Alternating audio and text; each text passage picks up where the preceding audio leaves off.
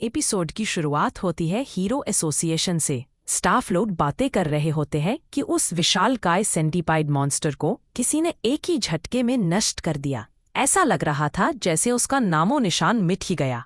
ऐसे काम तो सिर्फ किंग ही कर सकता है, और सौभाग्य ये है कि किंग हमारी साइड में है। अब बात आती है हीरो हंटर गारो की। सिल्वर फैंग भी उसे हरा नहीं पाया। अब क्या करेंगे? अगर वो ऐसे ही हमारे हीरोज को मारता रहा तो एक दिन हीरो एसोसिएशन ही बंद हो जाएगी।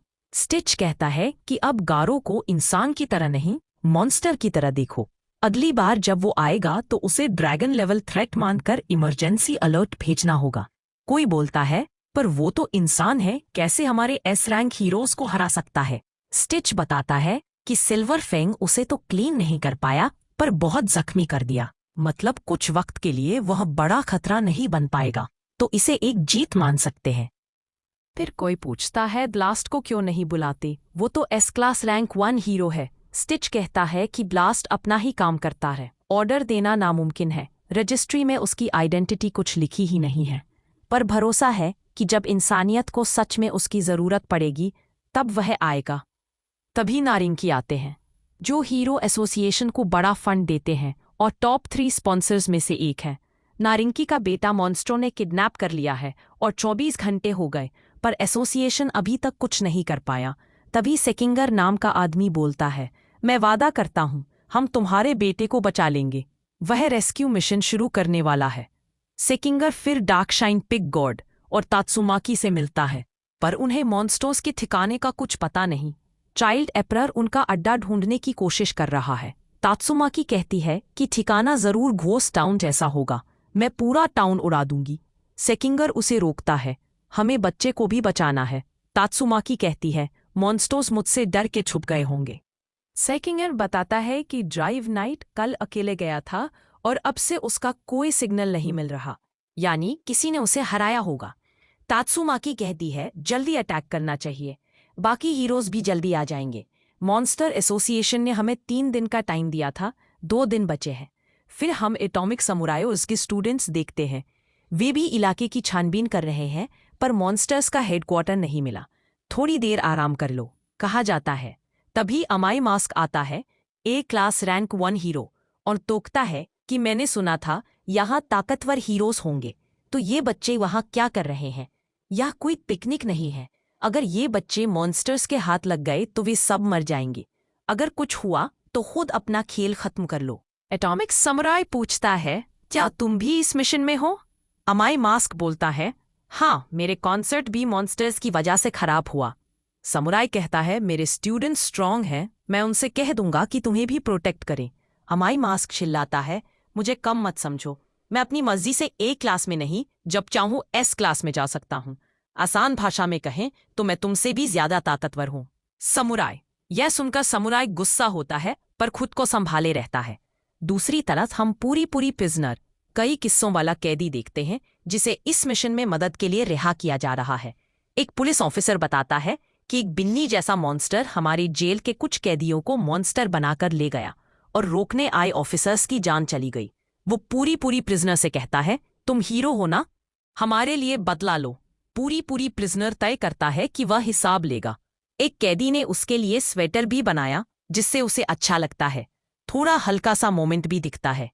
इधर हीरो एसोसिएशन में चाइल्ड एपरर बाकी स्टाफ को बाहर भेजकर चुपके से मेटल नाइट को कॉल करता है। Metal night S class rank 4 hero है। चाइल्ड एपरर कहता है, तुम्हें मॉन्स्टर हेडक्वार्टर का पता तो होगा, बताओ ना, हमारे पास ज्यादा टाइम नहीं है, बच्चे की जान खतरे में है।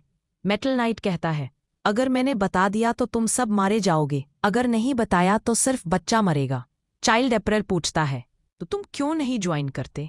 तुम किस चीज से डरे हुए हो?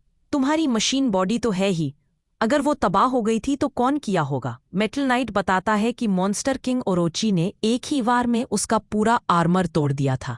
मेटल नाइट चाइल्ड एपरर से कहता है, तुम्हें खतरा सिर्फ मॉन्स्टर्स से नहीं है, कुछ काली शक्तियां भी हैं जो दुनिया पर कब्जा करने की फिराक में है। जब इंसानियत जरा सी कमजोर पड़ेगी, वो सब एक साथ हमला करेंगे और सब कुछ छीन लेंगे। अपने आसपास किसी पर भरोसा मत करना, अपनी ताकत बढ़ाओ और सही वक्त के लिए संभाल कर रखो। इतना कहकर वो कॉल काट देता है। उधर नारिंकी को हीरो एसोसिएशन पर भरोसा नहीं रह गया था, तो उसने ठान लिया कि वो अपने बेटे को खुद ही बचाएगा। उसने अपनी एक प्राइवेट स्क्वाड भेजी घोस्ट टाउन में, ताकि वो लोग मॉन्स्टर्स से लड़कर उसके बेटे को वापस ला सकें। सबके पास स्पेशल बैटल सूट्स थे, जिनसे उनकी ताकत किसी हीरो के बराबर हो जाती है। नारिंकी ने वादा किया कि अगर मिशन कामयाब हुआ तो उन्हें मुनमांगा इनाम मिलेगा और उनकी आने वाली पीढ़ियां भी आलीशान जिंदगी जिएंगी। तो वो सब निकल पड़ते हैं अपने मिशन पर। अब सीन कट होता है फुबुकी पर, जो अर्जेंट मीटिंग के लिए साइतामा के घर आती है। वह देखती है कि साइतामा और किंग गेम खेलने में बिजी है। जेनोस अपने स्क्रू कस रहा है और सिल्वर फेंग व बॉम्ब आराम से बैठे हैं। ये सब देखकर फुबुकी को यकीन ही नहीं होता कि ये लोग वाकई हीरोज हैं या टाइम पासर्स। वो गुस्से में चिल्लाती है, यह एक इमरजेंसी है, हमें मॉन्स्टर एसोसिएशन से लड़ने जाना है और तुम लोग यहाँ बैठ के गेम खेल रहे हो। जेनोस बोलता है, हम भी पावरफुल दुश्मनों से लड़ रहे थे, फ्री नहीं बैठे हैं। सिल्वर फेंग कहता है, मैं साइतामा के साथ लड़ा था, इसलिए अब आराम कर रहा हूं, कमर तोड़ दी उसने। बॉम्ब कहता है, मेरे भी घुटने जवाब दे चुके हैं। फुबुकी सोचती है, लगता तो यही है कि सबने कोई बहुत बड़ी फाइट लड़ी है, पर फिर ये टकलू सैतामा इतना फ्रेश कैसे है। वो पूछती है, तुम्हें कुछ नहीं हुआ? सैतामा बड़े नॉर्मल लहजे में कहता है, नहीं, मैं तो बिल्कुल ठीक हूं। फुबुकी सिर बताती है, मॉन्स्टर एसोसिएशन के खिलाफ हमें मीटिंग करनी चाहिए। कोई न्यूज़ नहीं मिली क्या? जेनोस कहता है, कल की लड़ाई में मेरा ट्रांसमीटर टूट गया। बाकी लोग भी यही बोलते हैं। फुबुकी बोलती है, तो अब क्या करेंगे? हीरोज और मॉन्स्टर्स के बीच बड़ा युद्ध शुरू होने वाला है। जेनोस कहता है, पहले मुझे थोड़ा रिपेयर करवाना पड़ेगा। सिल्वर फेंग और बॉम्ब दोनों भी कह देते हैं कि वो फिलहाल लड़ने की हालत में नहीं है, और किंग तो बहाना मार देता है कि उसे कोई और काम है। अब बचते हैं सिर्फ फुबुकी और सैतामा। फुबुकी कहती है, हीरो एसोसिएशन ने टॉप हीरोज की टीम बनाई होगी, लेकिन अगर हम भी कुछ करते हैं तो हमारी रैंक बढ़ सकती है। दुश्मन अब कोई एक मॉन्स्टर नहीं बल्कि पूरा ग्रुप है। उन्होंने अपनी ऑर्गेनाइजेशन बना ली है और ज़रूर उनका कोई बॉस भी होगा। सिल्वर फेंग कहता है, अगर गारो भी उस ग्रुप में शामिल हो गया तो मुश्किल बढ़ जाएगी। बॉम्ब बोलता है, गारो से अकेले लड़ने का मौका अब शायद ही मिले, और अगर सेंटीपीड जितने और मॉन्स्टर्स वहाँ हैं तो मैं तो हीरो की नौकरी ही छोड़ दूँ। किंग सैतामा से कहता है, वो हीरो हंटर भी कल की लड़ाई में था, पर तुम उससे मिले नहीं। सैतामा मुस्कुराते हुए कहता है, वो फिर कुछ हीरोज को मार गया, लेकिन मेरे पास आया ही नहीं। शायद मुझे टकलू पहलवान समझता होगा। फिर वो अपनी हीरो कॉस्ट्यूम पहन लेता है और कहता है, मैं गारो को ढूंढने जा रहा हूँ, जब मिलेगा तो एक पंच मारूंगा और वापसी में पत्ता गोभी भी ले आऊंगा। इतना कहकर सैतामा निकल जाता है। फुबुकी अकेली बैठी सोचती रह जाती है, एक बार फिर किसी ने मेरी बात नहीं सुनी। वो प्लान बनाने आई थी, पर सैतामा अपनी मर्जी से चला गया। दूसरी तरफ गारो को मॉन्स्टर एसोसिएशन में होश आता है। मॉन्स्टर्स उसे बचाकर यहाँ लाए थे। गारो कमरे से बाहर निकलता है।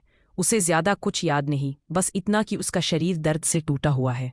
वो एक बड़े हॉल में पहुंचता है, जहां नारिंकी की भेजी हुई प्राइवेट स्क्वाड पकड़ी जा चुकी है। वो सब गारो के सामने अपनी जान की भीख मांग रहे हैं। इन सबको पकड़ा था मशीन गॉड G5 ने, जो खुद मॉन्स्टर एसोसिएशन में भर्ती होने आया था। वो कहता है, इन लोगों के सूट्स कमाल के हैं, पर ये सिर्फ इन्हीं के लिए बने हैं, कोई और इस्तेमाल नहीं कर सकता, तो इन्हें जिंदा रखकर अपने प्यादों की तरह इस्तेमाल करना बेहतर होगा। तभी डोइस आती है और बोलती है, इनको मैं अपना गुलाम बना लूंगी।